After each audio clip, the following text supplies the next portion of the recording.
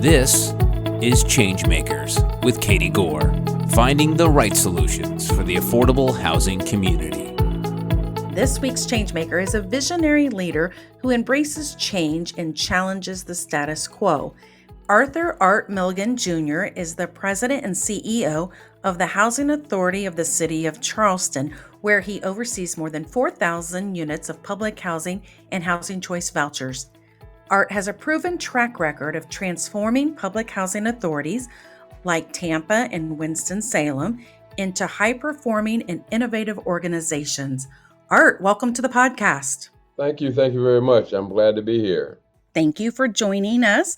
And first, let's start talking about you. I am curious, are you from Charleston? How did you end up there? And let's talk about how you got started in affordable housing. Well, I'm not from Charleston. I'm originally from Columbia, but I ended up here at the Citadel. And once you get Charleston in your blood, it's hard to get it out. And so it took me about 30 years to come circle back around. But I'm back here now, and I got in affordable housing in North Carolina back in the early 90s, and worked for the Rocky Mountain Housing Authority, which we had some success there, and moved on to Winston-Salem, you mentioned, and then Tampa, the Housing Authority, and had some success there, brought them a $36 million Hope 6 grant at the time. I then moved into the private sector in Atlanta, Georgia, with the Russell Group, which is a large development company, and then the Integral Group, which is also a large development company. After a few years of doing some things on my own, entrepreneurial, I began working with a landscaping company, and an old friend of mine called me back and told me there was an opportunity in Charleston, and I came down, interviewed, and fell back in love with the business, because this is a great business to be in, that you get to help people and you get paid for it. And that's, almost feels like you're cheating. So I was glad to come back into business and again, get back into helping people. And of course, Charleston is a place that once you get in your blood, it's hard to get it out. The three large housing authorities we mentioned, it's a unique perspective that you have here because they've all been in the Southeast. And over your experience, have you seen misconceptions or stereotypes? And maybe how has that changed now? Or give us some insight, just kind of where you've been and what you've seen. Being in the Southeast, you learn a lot of things because of just the weather's different. You have to prepare housing and building and so forth differently, and as well as being in the South, there's a different vibe, I guess, about than the places in the North. But there are a lot of different stereotypes that are out here about affordable housing, low-income people, etc., which tend to be just the way people look at things from the outside. And there's several different stereotypes. I'll give you one example. Because there's a high population of African Americans in public housing, in some communities, it's almost all African American. And people in turn think that a lot of these properties were built for African Americans. And in fact, it's just the opposite. Initially, the first properties were with white individuals or white Americans, held those properties first, and later they built properties for African Americans, and they kept them separate. But the issue was that there were more African Americans that sought the housing than the white Americans, and when they put the waiting list together, all of a sudden you got to a point on the waiting list where everyone that was coming up, because you do it by date and time, was African American. So as some of the white individuals moved out, somebody black moved in. Another white person moved out, somebody black moved in. And of course, people said, well, this is now becoming all African American, so people moved. And again, this was, back in the 40s, 50s, and 60s. And when that happened, again, the perception became, well, these poor houses or low-income houses were for African Americans, which is not the case. It's just a matter of the circumstances and how the rules were made at the time. But again, you talk to the average person and they say, well, this was built for poor people, and the poor people are poor black people, which again, is a misnomer. So that's an example, I guess, how stereotypes get created and they're not they're not real. I used to work in public housing, and one of the things I used to hear back then, and quite frankly still hear, is that it is a lot of people with a lot of kids, non-working families. Right? And that's something that I've seen change over the years as far as the factual truth of it.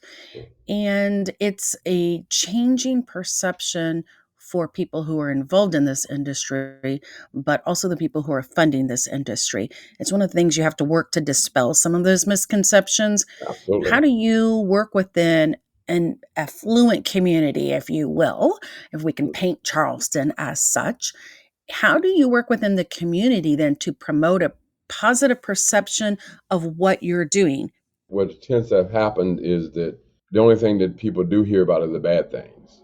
And so what you've got to do is you've got to be able to tell your own narrative. You've got to have, when you talk to Xavier, public relations person, and he keeps up with the things we're involved in and puts it out to the press so they can see. We have a number of different programs for children, for adults. We're part of the Spoleto for festivities that are on some of our properties. But you've got to tell that story because people see nice, enjoyable program go on, and they don't necessarily know that it's sponsored by the Housing Authority. And so you've got to be able to figure out how to tell your own story, because if you don't, somebody else tells it and they get it wrong. And so we spend the time to make sure that we do tell our story. We are letting people know things that are known. We're on Facebook and other media sources so that people can know the facts as opposed to what everybody assumes. So, why is it important? And we're kind of talking about this in a lot of detail here, but why is it important that people have a positive perception within the community? Why is it crucial a community accepts what you're doing? Well, biggest reason is that one thing that's most valuable right now is land. Once because land is so valuable that for entrepreneurs, for business people, for the community, for enterprise, that you don't want to be in a situation where someone thinks if it's affordable housing property or a mixed income property, somehow those individuals are going to cause more problems than other individuals. And if people start putting themselves in a situation where they're only trying to be places where they don't have mixed income, well, the problem comes then that it starts to affect the business community. Because again, if you're in business and you know in a restaurant, then some of the people that you employ are people who may less dollars than others. And if that's who you employ and that's what you can afford to do to run the business, you need them to be able to be close enough there to not have to drive an hour and a half to come from work or get on a bus for an hour and a half or train. You want them to be local, which means that for them to be local, they've got to live by close to that. And that just doesn't apply to absolute low income people, but those people who are making 80 to 120% of the median income, the average median income. That's policemen, teachers, etc. They need to be where they can go to work and they don't have to, again, get on a drive for an hour or get on a bus. They can walk to work or commute to work. So, again, you don't want to have a situation where when land is of such value that people are scared to death that somebody's going to build an apartment building next door to them and there's going to be bad things happening because everybody on that apartment is not able to pay $2,500 a month. So you want to make sure that you get the message out that bringing somebody in is going to help everybody, and having a mixed group of people in any community is the way you grow. If everybody's on the high end or everybody's on the low end, the growth eventually is going to die out. Many of us have a version of that answer, but I like how you made it very local for what is happening in Charleston related to land and labor and just the ability to have opportunities for people at all income levels. So that was a great localized explanation for us. Speaking of Charleston, it is booming in growth. I'm sure there's corresponding rent price increases, which all has this pinch on availability and land. What are you guys doing? Are you building? What's your pipeline look like? Give us a glimpse of what's going on in the market. Well, the market is built is booming. It really is. I mean, if you Charleston is has a lot of things going for it that add to that. I mean, one of the things is maybe some people have just learned we have a beach, and that's a great attraction. You got a beach, so that makes us immediately a resort area.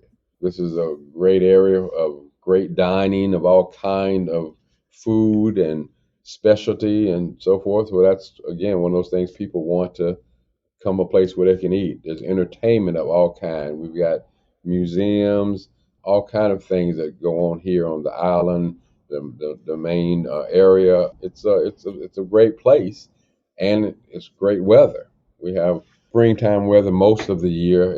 For a couple months it's cold, but it's not really cold compared to those people that have been up north. And you add all that together, and we have good enterprise. We've got good businesses are coming in and moving in on a regular basis. That's a beautiful thing by itself. To have businesses coming in and building and so forth. We've got I don't even start a list because the list of companies is huge, and added to all of that, you've got a government entities that are working with those entities as they come in to help them find places to provide finance and help with financing if need be, and to be flexible about some of their rules and so forth. Now, I won't say but so flexible, but we are flexible. We will work with people to make things work. You add all that together with having good weather, good food, generally good people, and you add then in the city government, the county government, the state government here all are working together to make things work. Well, that's a recipe for being able to continue to grow. And of course, as we all know, sometimes you grow is painful because you grow, and now that acre of land that a few years ago was couple $1,000s is now $20,000, and that makes a difference. And one of the things that comes with affordable housing is that a brick is a brick is a brick, and it's going to cost X number of dollars. Cement that goes with a brick costs X number of dollars. So if someone's building, they've still got to pay for those things. And in order to be able to have affordable housing go with that building, you've got to have some kind of subsidy of some kind of break. Again, the city governments, the county, the state have done a lot to try to go forward with giving some kind of subsidy, if you will, better, and that's not the best word, but allowing them to have extra funds to build, to provide affordable housing with their unit. And so as that happens, it allows the city to continue to grow. And there was a time when nobody wanted to talk about affordable housing, 30, 40 years ago, but now it's hard to go anywhere and somebody's not talking about what can we do to help provide more affordable housing for the teachers, policemen, fire department, you name it, the medical workers, etc. Because we got some great hospitals here.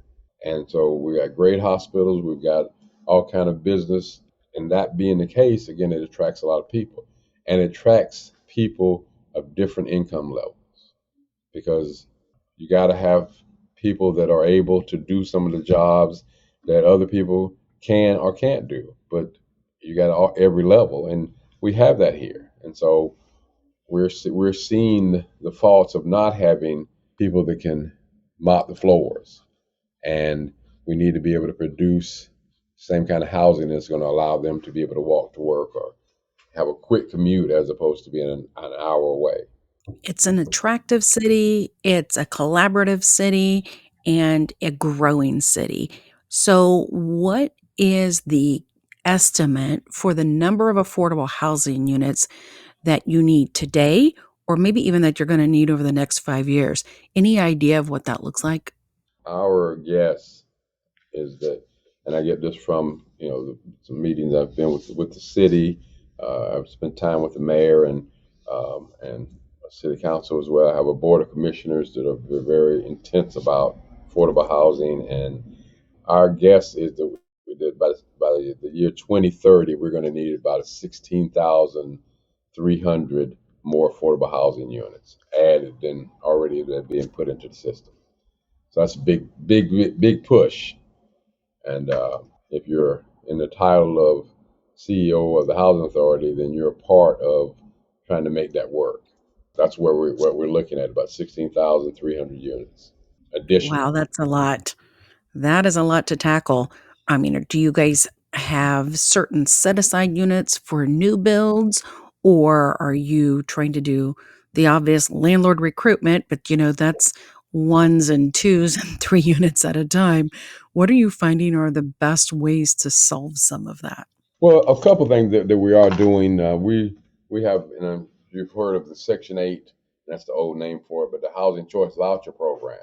And that allows you to fund or to subsidize somebody's rent. And if they within the low income or workforce housing area, which is 120 to 180 for workforce houses, and I say uh, that's a loose number, but I would say that number, and then are the low income 60% of the area median income, then they would pay 30% of their rent, and the voucher pays the rest of the rent.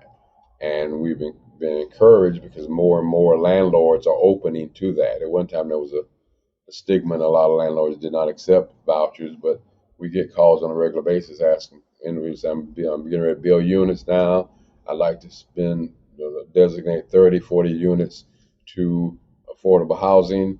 Do you have any vouchers? And we can, as we are able to get from HUD and work with those individuals and provide vouchers. And when we give individuals vouchers, that they go freely and look, there are places where they can find vouchers here. It's not as widespread as we'd like yet, but that is out there. And that's a strong thing because the fact that landlords have been more receptive and a more understanding about the need to have affordable people in their properties is a good thing. You mentioned earlier the ability to provide a place for workforce housing. And let's talk about the Union Pier Project. You're working with the State Port Authority. What is going on with that particular area or that particular project? Right now, it's kind of put on hold. They brought the port is a very sharp group of people, and they come up with an opportunity for this area to grow, and it's going to build 1,600 some odd units of properties, but these are not necessarily all affordable. And they're now trying to figure out how many affordable units they're going to add with it, and they're taking a step back to relook at what they were initially doing.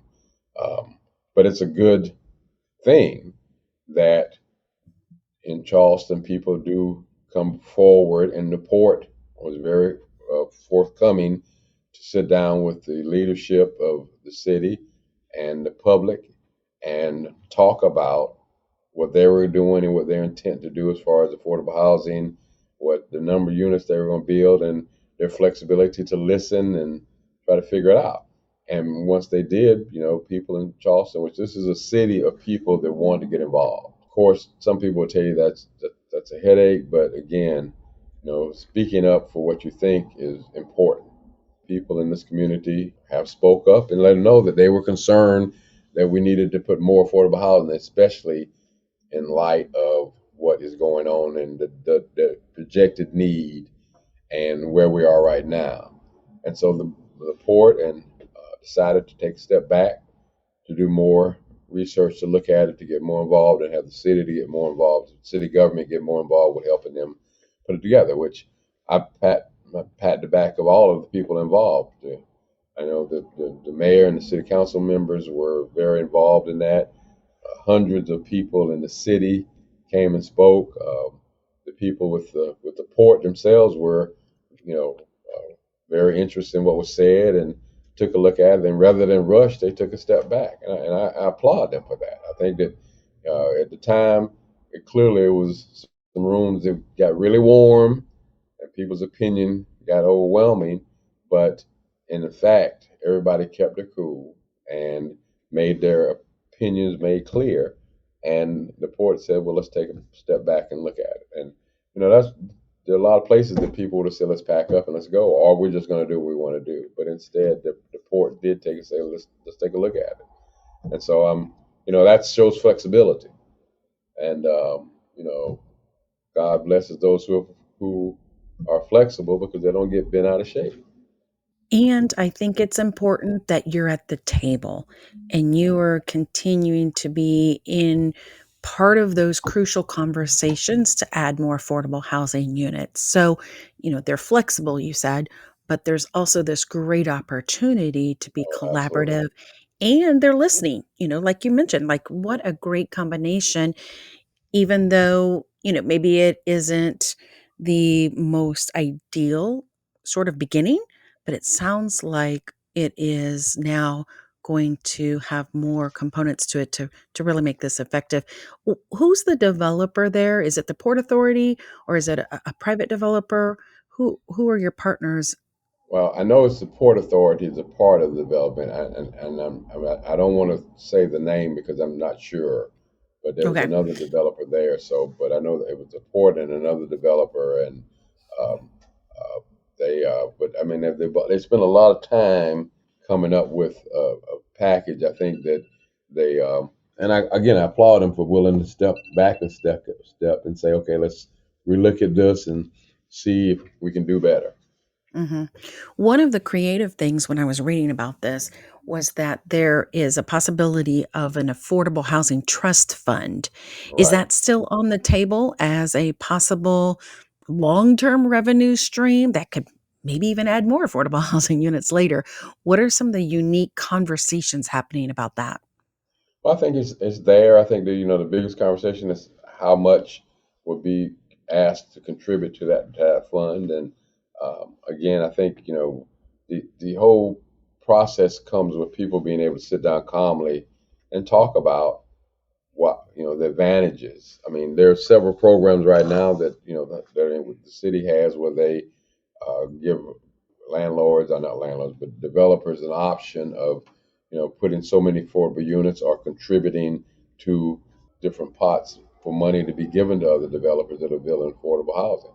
And the fact is that by the fact that it's good talk because, rather than taking your toys and go away, people are sitting down and talking about what needs to happen and why. And I think when smart people sit down and they think about what's really happening and that what the shortage happens when you don't have affordable housing, they're understanding that it's the future. And if you're developing something, you want it to stand tall over a period of time. And the only way that's going to happen is that the community continues to be strong. And without a mixed group of incomes to handle the jobs that come in and the tasks that need to be done, everybody's not going to win. So I think people are hearing that. The entrepreneur community, the developers are hearing that, and they're acting accordingly. That's excellent. Thanks for the additional context. Okay, stand by, Art, because we have to stop here. But coming up in the second part of my conversation with Art Milligan Jr., the president and CEO of the Housing Authority of the City of Charleston, Art talks about how their life changing scholarship program for young residents came together. One thing about Charleston is it's a very giving place, and we've got several different foundations that have come forward and given us some funds. And some of the students that have won some scholarships are doctors and lawyers to be. Everybody seems to think that it's a good idea, so we're going to keep pushing that way. Thanks for listening to ChangeMakers with Katie Goar. To find out more about Katie, go to quadel.com. That's QUADEL.com. This has been a production of Forbes Books Radio.